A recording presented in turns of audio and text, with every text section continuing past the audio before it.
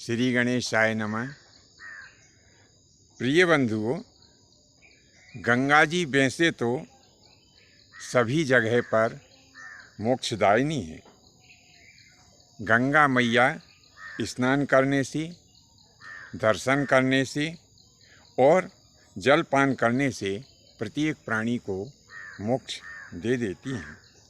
गंगा जी की महिमा कहाँ तक कही जाए।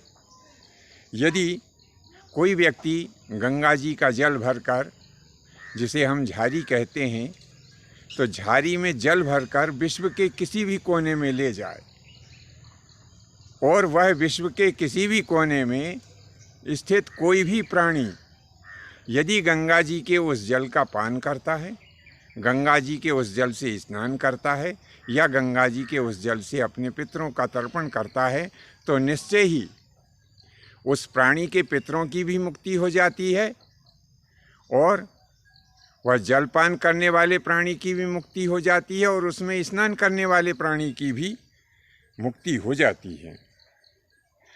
इतना ही नहीं, यदि कोई प्राणी यदि भक्ति भाव से माता गंगा का नाम ही उच्चारित यदि कर लेता है तो उसे गंगा स्नान का पुण्य फल प्राप्त हो जाता है।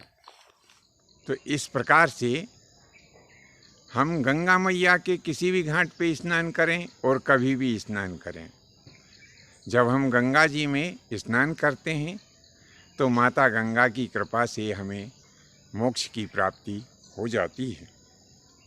फिर भी गंगा जी के किनारे पर कुछ ऐसे विशेष स्थान हैं जिनका बड़ा ही महत्व है, जैसे कुरुक्षेत्र, हरिद्वार, प्रयाग और गंगा सागर।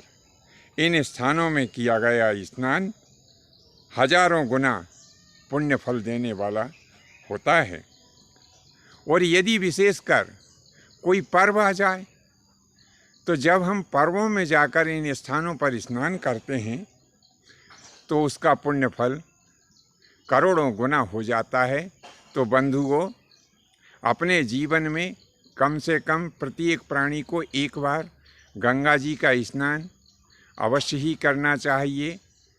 माता गंगा ऐसी पवित्र, पुनीत और दयामय है जो स्नान करने से, दर्शन करने से, स्पर्श करने से और स्मरण करने से प्राणी को मोक्ष प्रदान करती है।